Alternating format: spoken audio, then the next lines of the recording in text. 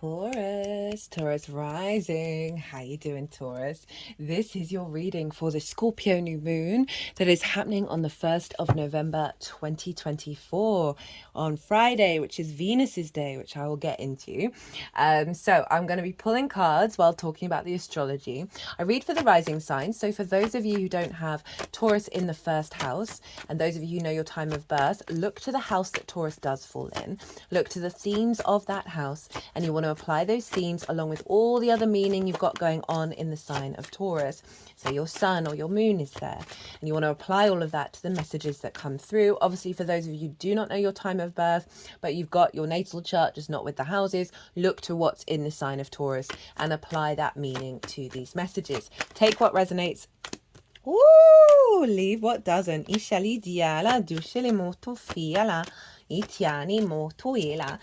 and welcome. My name's Chloe. I work with card divination, astrology, and as you just heard, and as you will see with my hand movements, I channel multi-dimensional energies through my body, both in the form of physical and vocal light language. All of this brings in healing, attunement. Whoa. Okay, Taurus. Your Aries reading was wild as well. Like, I was like high-fiving. I was so like cheering, like getting like, get into it. You're doing the damn thing. Like, it was so powerful. And so far, pretty good cards, Taurus. Anyway, what was I saying? Oh my goodness, this is what happens. Yeah, channel multi-dimensional energies. And so it brings in healing, attunement, and activation codes throughout the reading. So I'm going to be pulling there's going to be 3 piles, 2 of which are going to be the tarot.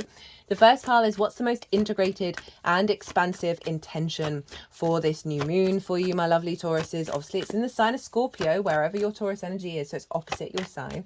And so this can really help when, say, a challenge comes up or you're confused and you're like, oh, what's this all about? We can go back to that root intention and then apply it. And then because it just opens up the fact that everything in our lives are a tool for our evolutionary growth, right? So can help give you some perspective of like, okay, this is what's going on. I'm not going mad. I'm not going crazy. This is the, how do I understand that intention with what's going on? If you want a deeper dive into this moon, I've done a collective reading. That is always the first reading out. And this is where I break down the astrology in way more detail of how all the celestial bodies are talking to each other at the exact moment of the new moon. Really tap into each of the celestial bodies and how what energetic blueprint they're forming, and that is like the baseline energy we're working with over the next 6 months.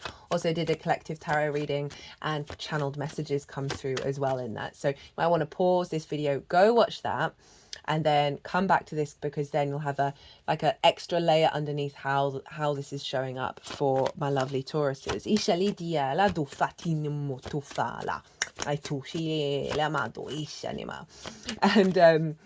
And what else was I going to say? Yeah, pile 2 is going to be how to work with and amplify pile 1, right? So it gives us nice tools and trips of how to focus on it, how to work with that energy. And then pile 3, I'm going to be using my new Oracle deck, which was an early Christmas present. And it's so appropriate, it turned up in time for Scorpio, because we've got the skull there, and obviously Scorpio rules the death card. Seems like a very Scorpionic deck. It can be quite blunt and a bit brutal. The images are amazing. But in the book, it's like really like expansive and loving. And that is kind of the crux of the Scorpionic energy. It can have a layer of coming across quite hardcore, but it really just wants us to understand the truth of reality. So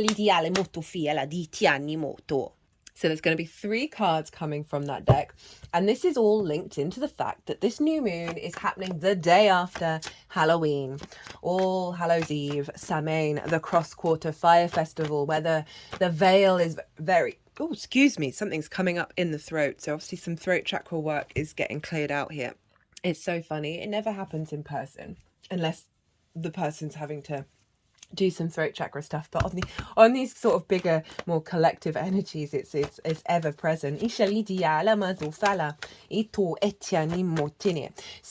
thinning of the veil the day before. So that's during a balsamic phase of the moon. This is when we do some deep releasing, as well as bringing depth right, to what we're going to then plant in the new moon. And so it's phenomenal that this moon is happening just afterwards, right, the next day. It's wild. And so there's going to be 3 cards. The first card is going to be, what do your ancestors want to say to you? The second card is, what does the overall unseen realm wants to say to you? And then we have the third card, which is, what do the Fae want to say? So there's going to be 3 oracle cards come out. Obviously, also the cards at the bottom of the 2 decks. And then at the end of the reading, I'm going to pull some clarifiers from another deck called the First Light Tarot. Right, let's get into the astrology. Where is this happening for you, my lovely Taurus risings? Well, as I said earlier, Scorpio is opposite your sign. So it's over for in your 7th house of the other. This is one-on-one, intimate, important relationships, right? This can be business partners, one-on-one clients, your therapist, intimate friends, near and dear friends, as well as more longer-term committed romantic relationships. It's also your relationship with Source. So you've got a new moon happening here. A new cycle is beginning after everything that you've learned over the last year, really, from the last new moon, around relationships, around how you understand yourself in regards to the other, how you connect to the other, what commitment and intimacy means to you. What do you want in your life? Do you want to elevate your relationships and bring in a more deeper understanding of self and the other, working together and collaborating? So this is a great time also to set new intentions of elevating your relationship with Source, as well as if you want a business partner, putting that intention out, more clients. This is a great time to set those intentions, as well as if you want to do a bit of shadow work, setting the intention for the revelations of wounds that may block that 7th house. Did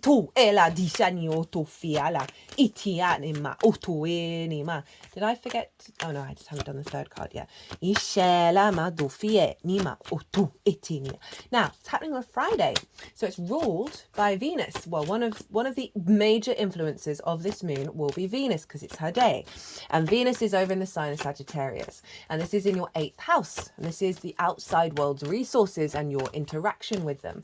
It can be about mortgages, loans, debt you owe, debt is owed to you, taxes, inheritance, both 3D and cosmic inheritance, as well as bonuses and commissions, and relationship dynamics. It's the exchange between you and anything other than yourself. Time, money, ideas, intimacy, all of that kind of thing, right? We can have scarcity complexes there. Perhaps we haven't had the resources from the outside world that we need, as well as the resources from the other. We can have codependency, giving too much, taking too much, scarcity mindset, fear mindset, all of that kind of thing.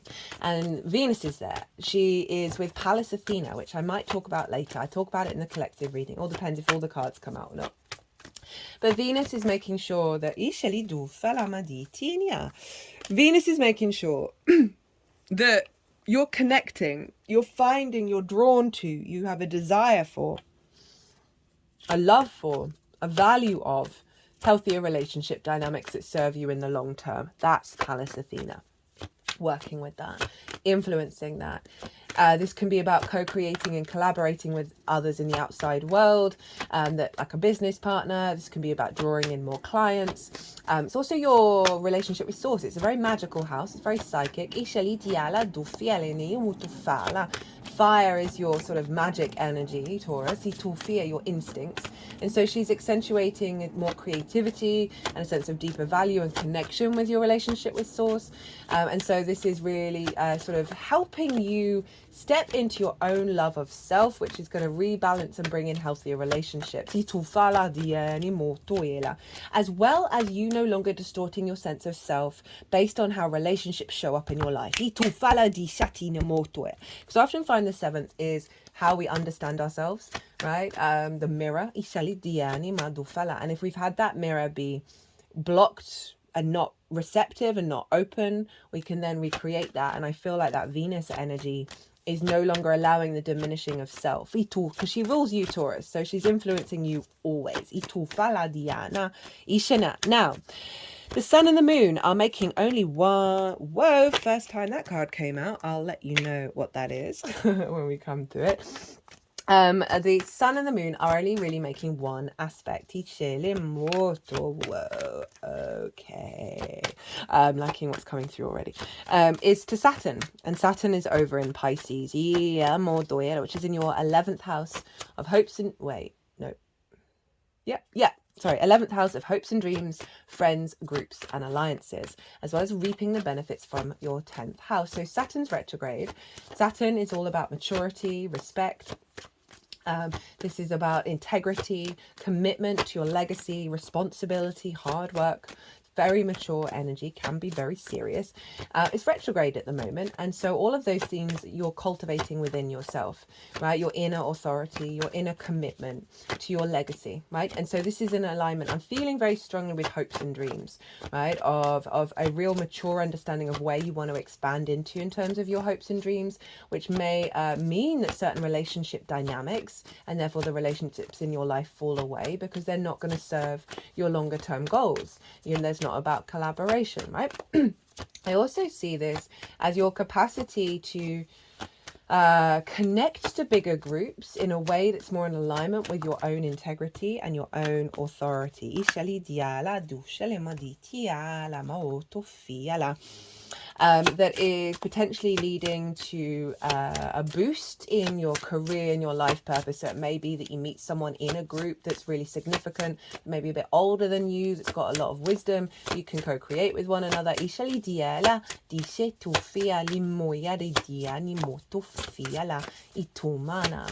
As well as releasing some wounds around reciprocity, that have blocked your capacity to truly know that you are worthy of receiving that which you've reaped from your 10th house. So often that 11th house can be blocked because of as I say, because of wounds of what other people have shown what we're worth, right? So it's trine, it's an aspect of Jupiter. It brings in alignment. It brings things together in order to expand and bring in deeper wisdom, a deeper knowing.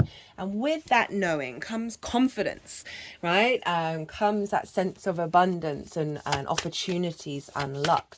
That generosity of spirit that is the Jupiterian vibe, right? That's influencing Saturn and this moon. So there's a lot of wisdom coming through, a lot of maturity saying, okay, if those relationships aren't in alignment with where I'm headed and how the dreams that I have, then I'm going to be able to let them go, right? And release them.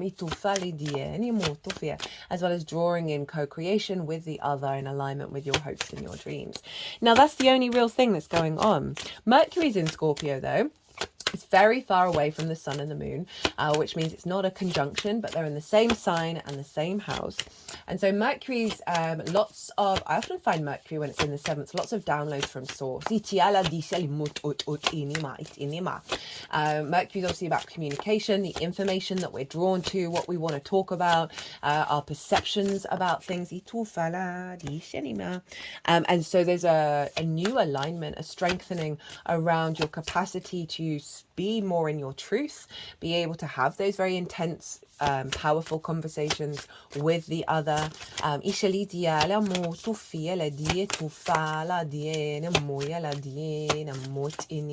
feel like the other is going to show you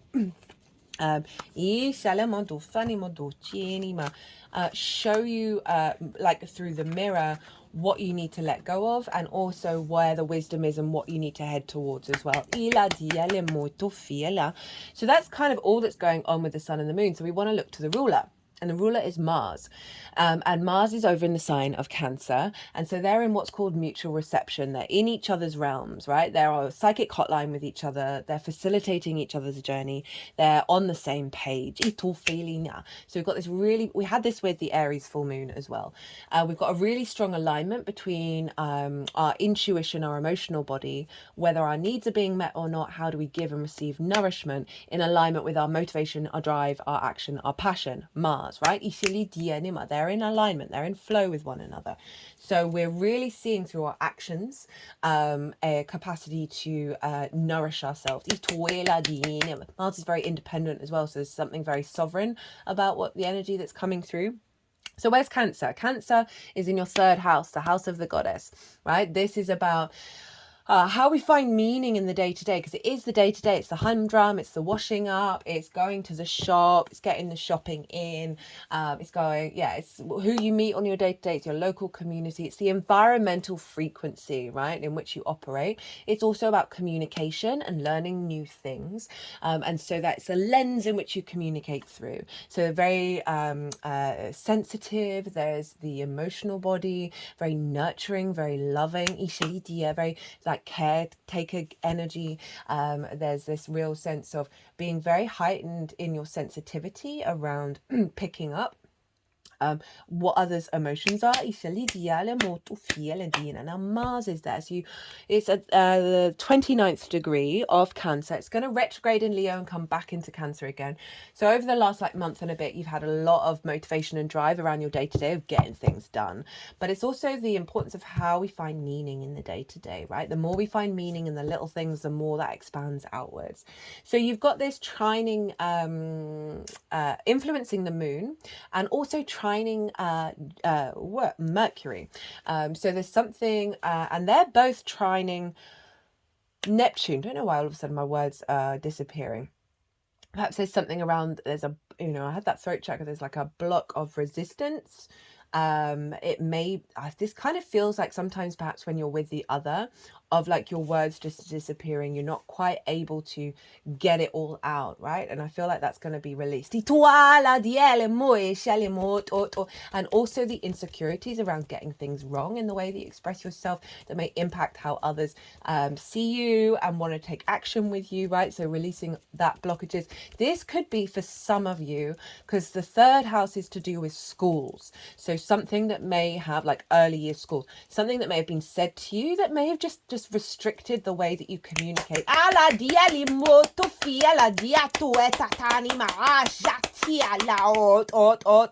doing stuff on the heart area, not the heart chakra. Moving it to the heart chakra. And they're now at the throat, and bringing it back into the heart chakra.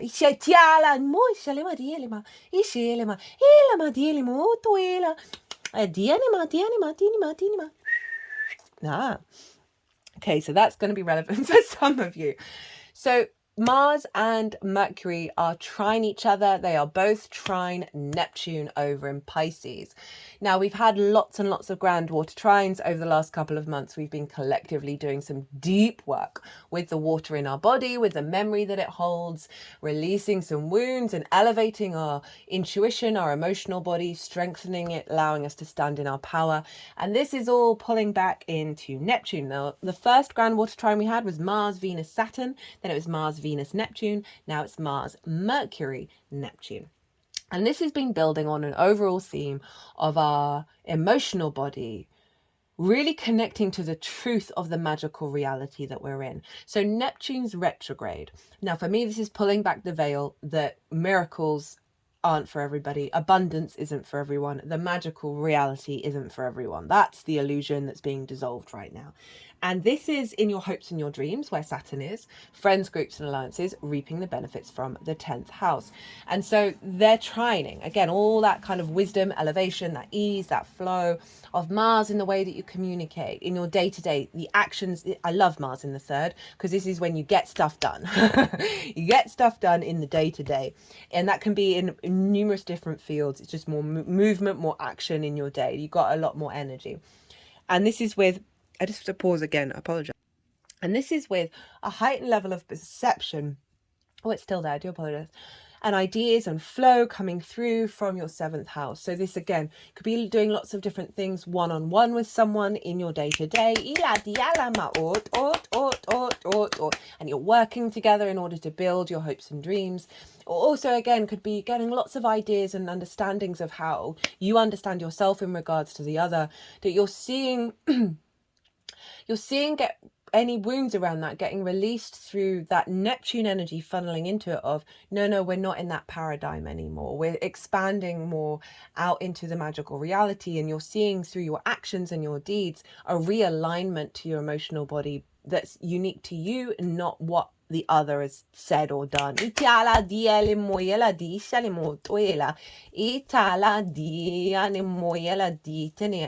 can see you getting lots of downloads from source that then feed into watching what your actions are, right? Follow the actions that are in alignment with the clues of how you're able to hope and dream in a more expansive way, right? And what actions you need to take on a day-to-day basis to start truly reaping the abundance from your 10th. Now, Mars is opposite Pluto, exactly by degree. I haven't said this out loud. No, I haven't. Exactly by degree. We had it at the Aries full moon, but Mars wasn't exact, right? They are forming a T-square with Juno. So we've got the cardinal energy being activated. Pluto's up in Capricorn over in your 9th house of your perspectives, right? Your connections to your ethics, your morals, your philosophy, your book religion, source, nature, science, all these matrices that are bigger than ourselves that we're figuring out what they mean to us. How do we want to show up in that way? So it's about teaching, mastering of something in order to share your perspectives. Perspective is the key word, as well as moving to somewhere that's unfamiliar to you, that in order to broaden your perspective. So Pluto's there. Cannot recommend enough the Pluto in Capricorn transit series, particularly the oracle reading. Pluto is sextiling Neptune. Neptune is sextiling Uranus in your sign, Taurus. Uranus is trining Pluto. These are the 3 outer planets making harmonious aspects, very creative, very inspirational, lots of wisdom, harmonious aspects with one another in yin signs, in earth and water. And they are all going to move into yang signs and do exactly the same thing. This is phenomenal, right? We are living in quite an amazing time. I break down the yin side of it in that Pluto and Capricorn energy, so you might want to check it out.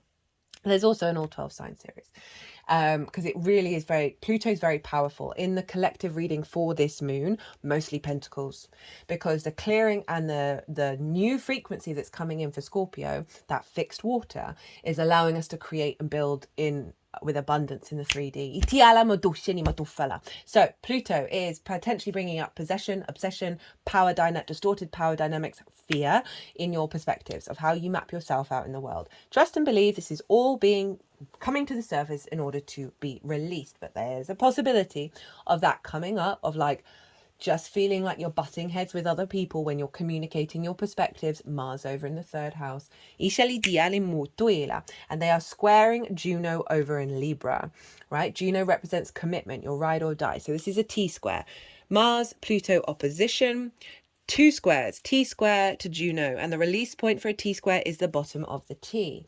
So Juno's in your 6th house of work, how you work, physical health, routines, co-workers, and therefore collaboration, pets, and therefore acts of service. It's the adult in the room, right? So your perspectives, the power that you're actually transmuting, your rooted power in alignment with the truth of your perspectives of this magical reality, right? And the power of that in alignment with your Mars or your motivation, your drive to embody those perspectives in your day-to-day, in the way that you communicate, your actions speaking louder than your words.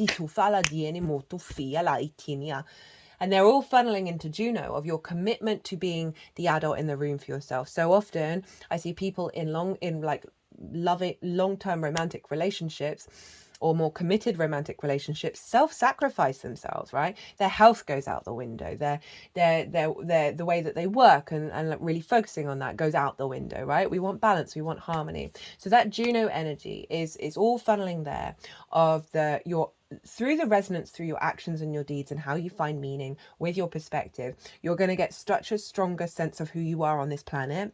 And that's going to facilitate your capacity to commit to the way that you work, right? Commit to being the adult in the room for yourself. That's going to have a knock-on effect with the healthier relationships you've got coming in or elevating with this new moon.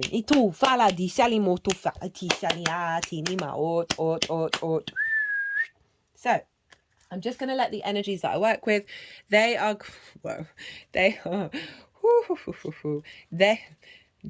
the power, the energy that's coming off them are just, my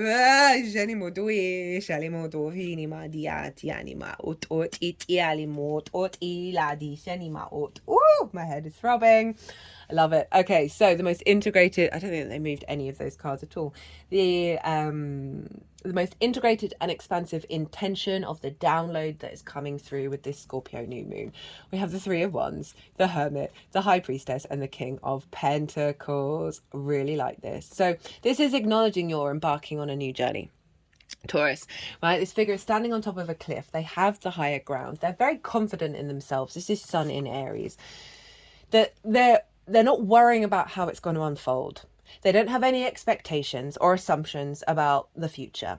They just know they've done the best that they can, and they're going to continue doing the best that they can as they embark on this new journey. So there's something around this refreshed energy, this confidence within you, your sense of self, the I am of it all. Ita la disinima otuela. And that Aries full moon, if you haven't seen it, the Taurus reading, check it out, because this feels like it's coming off the back of that. And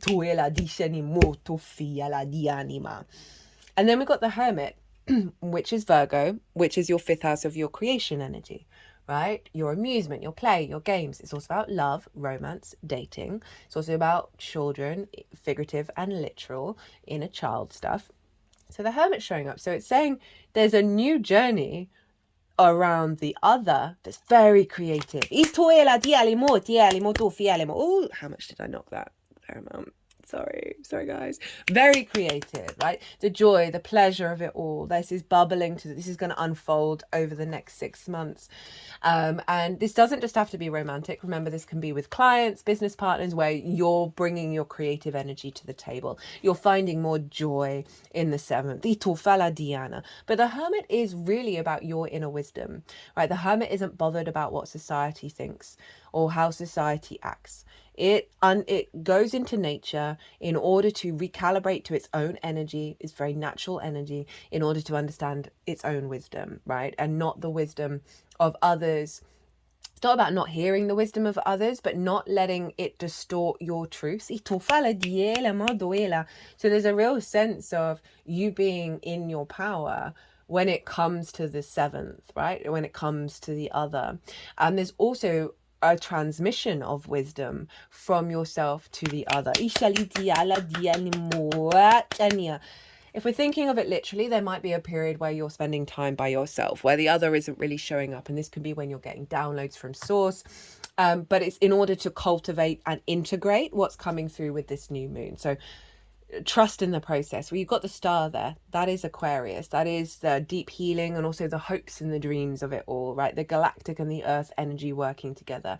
She is unclothed. She is rid of masks. And so there's a real powerful energy of you being your unique self, and that being the power of understanding your wisdom. And that's the light that guides you, as well as your hopes and dreams and the galactic energy. So there's something around healing in order to get to the wisdom within yourself. That means you can show up truly authentically with the other. We then have the High Priestess and the King of Pentacles, and it's saying through this journey you're stepping in. This is the Moon's card.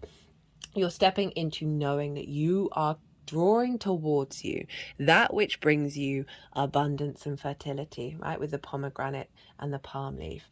This is high trust, knowing that all is well, knowing that whatever is coming towards you is going to serve you, right? That's the High Priestess, high power energy. Heightened intuition, right? Very psychic. So it's saying there's a process of healing and getting back into your root energy in order to activate this deeper confidence of not sweating about the other, right?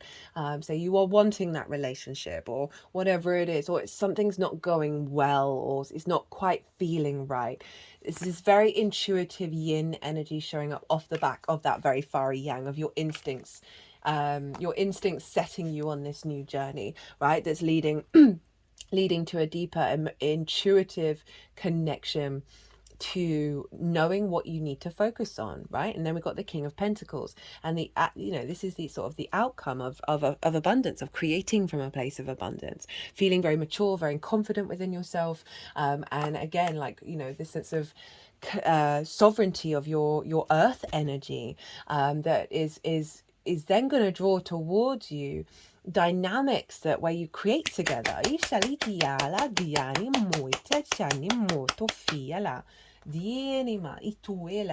the bottom of the deck, we've got the 10 of Pentacles. So there's something around your legacy here, right, of what's being realigned and activated that's going to serve you in the long term, and this is all about longer term plans.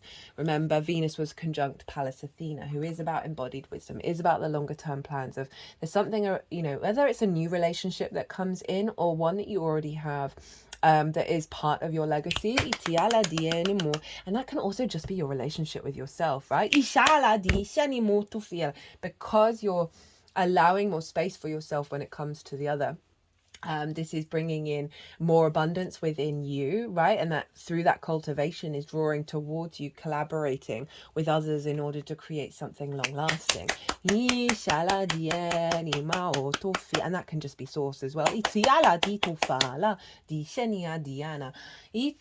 I did mention the hopes and the dreams, because obviously that's where Neptune is, of activating that capacity of perhaps hopes and dreams about what you expect to show up in your life, whether there may be wounds around relationships, around commitment, around integrity, right, with the other, that you need to do there's some clearing coming through around the hopes and dreams part, that's then allowing you to go beyond the old paradigms of what your hopes and dreams are in regards to the other. How to work with it. We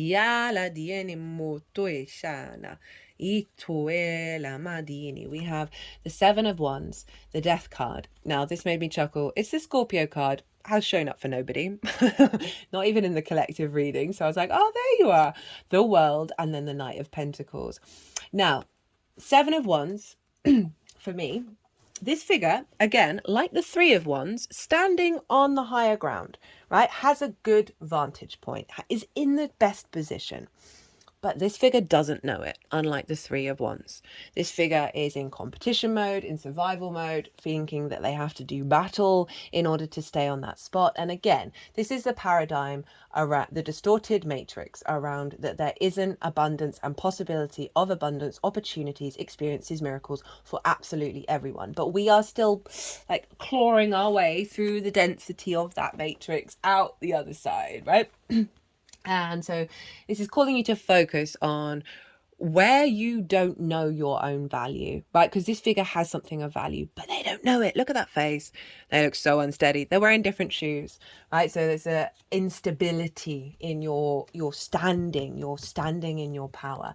And so they're saying focus on this, right? You may feel like clients, you can't get enough clients. You've got to do competition with everybody else. If you're in a romantic relationship, that you're worried that they might leave you, right? That kind of energy. That you've constantly got to be like in fight mode, in order to sort of show up that you are of value.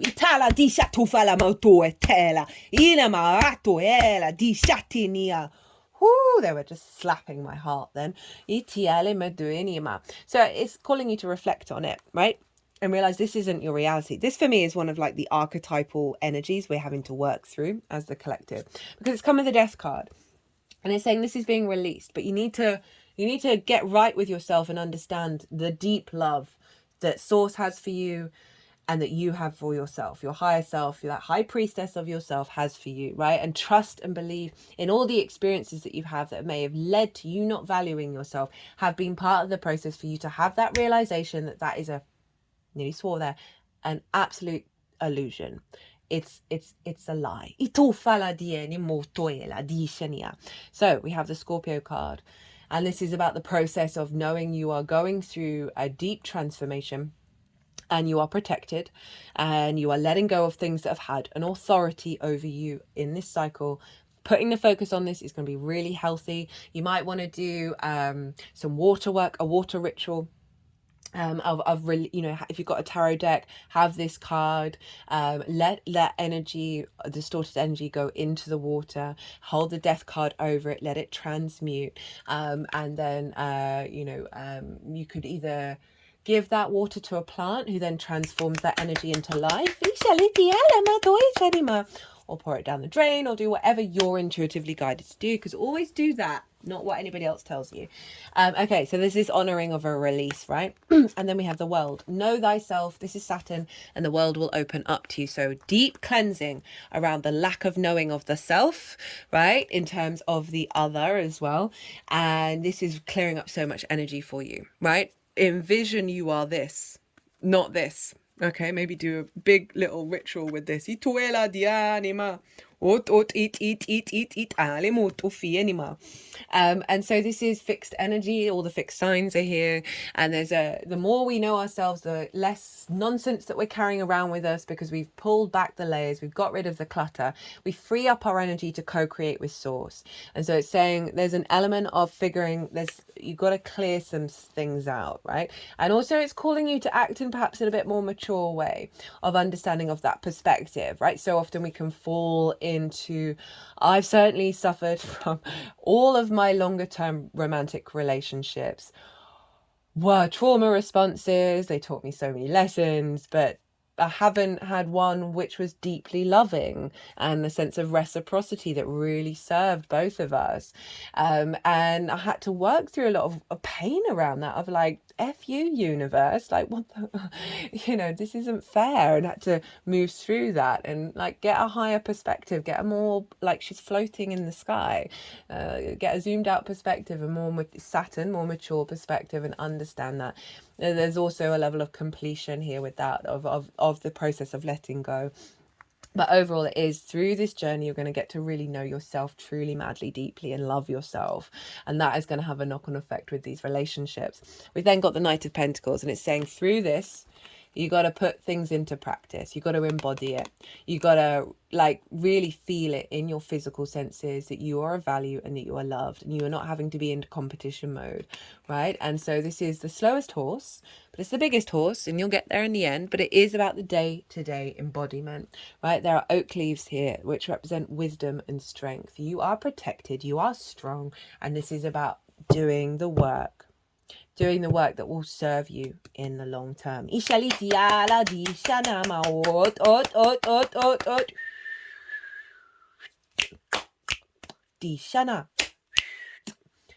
what's at the bottom of the deck for the SAMHAIN part of the reading? We have, who cares if we become nothing? We were all once nothing. I love this deck so much.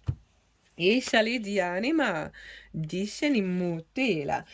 are currently borrowing atoms from the earth, and it didn't cost a thing. This life is all betting with house money. Try not to take it all so seriously. I love it. And I feel like that's linked into perhaps this energy, right? Serious worry, fear mindset. And that you are abundant. You have all the resources, were just, as it says, house money. You didn't put your money up to it. Your body, your incarnation, your soul is a beautiful thing and so powerful, and it can transform you, right? The physicality of it all. That is in, this is like, let it go.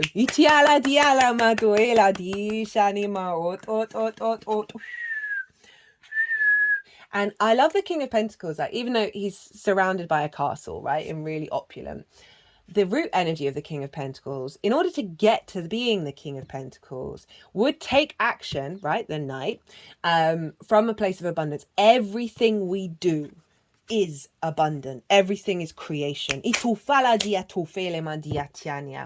so it's that awareness of the all within the one and the one within the all, that abundant energy of source is through us in everything that we do, whether it's a difficulty, a mistake, or whatever it is. They are all part of that abundant energy. And if we focus our mind on that perception and that embodiment of that, then we start to draw towards us that resonance, and we're not then holding on to sort of the heaviness of past wounds in the same way. So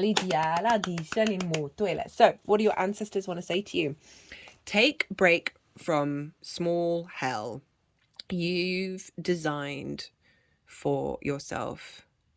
That, I think that should be, you're designed for yourself. take break from small hell you've designed. Maybe take a break from small hell that you've designed for yourself, right?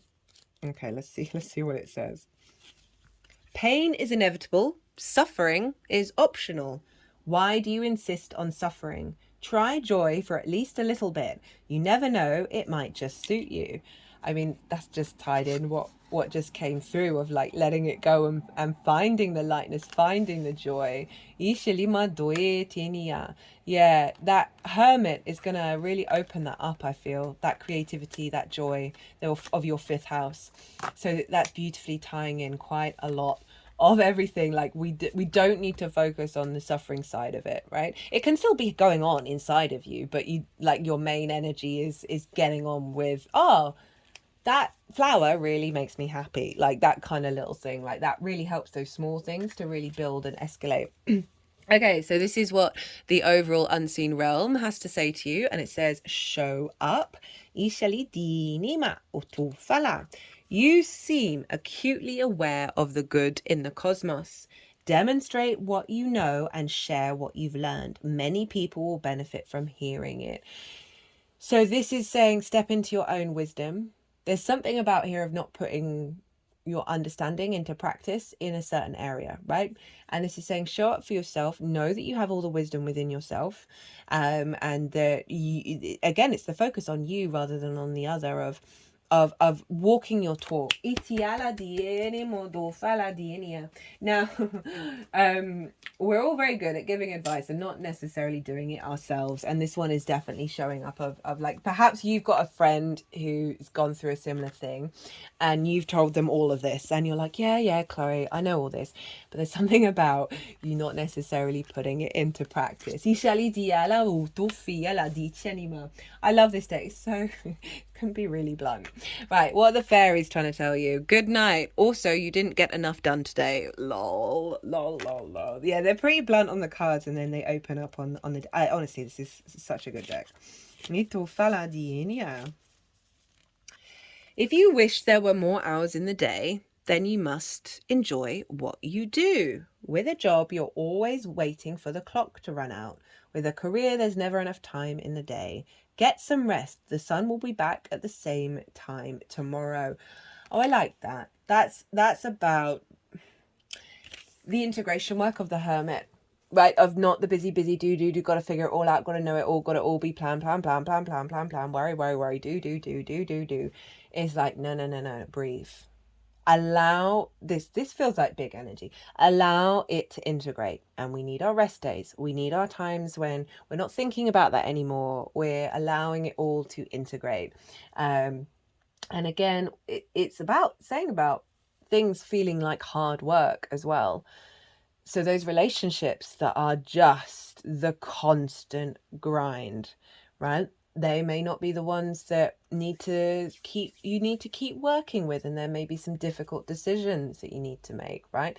It's all going to be very dependent on your own journey and what, like, so often I've found, going back to me, I can kind of see, I can feel the root energy, the root soul of energy of someone, and I know and I feel that goodness, that light, that beauty, that passion, that drive, that courage, that kindness, that love, and then it doesn't always show up, and there's often hard work in that relationship, and you keep wanting to put in the work because you can see the goodness, well, not necessarily the goodness, but you can see that more integrated, expansive soul energy, but it might not be their journey in this lifetime. You kind of got to let go of where there's a lot of resistance, right? That's usually the universe going either rest or like redivert your energy, but it's not being in conflict within it. It's just accepting of it. Right. Taurus, big guns. The big guns are coming out. Some healing work on self, putting things into practice where you're not diminishing your sense of value, right? Doing some meditation, some rituals around strengthening the truth of your value. Jupiter's in Gemini right now, so that's really helpful. It's also retrograde, so you may be really questioning your own values. And just know that you're activating a cycle of deeper intuition and co-creation and working with others and building in the 3D world, or however that shows up, and feeling very abundant and grounded within yourself. But you gotta not focus on the pain. It's not about not denying that it's there. It's, you know, when that happens, when you start spiraling into something, and it's just like, yes, get her, keep going, pull her in, pull them in. They just pulled that into my heart chakra. Okay, so they've done some helpful work to help get you back out quicker. Right, Taurus, I hope you enjoyed this reading. I hope it resonated. If it did, don't forget to hit that like button. Leave me an emoji or a comment. I love to hear from you. It brings me so much joy. I love talking about astrology. Honestly, it's the one thing that gives me energy, right? It doesn't feel like hard work. And it just, find those things that give you energy to help, perhaps if you're feeling quite stuck and quite heavy. Even if it's yourself. If you want a personal reading, all my details are on the YouTube page as well as on my Instagram page. It's very simple. It's allthecardsonthetable.com. Be good to yourself, Taurus. Like, be good to yourself. Take a break from the hell you've designed for yourself. Small hell, by the way. Be good to those around you. Safe travels and be well until we meet again.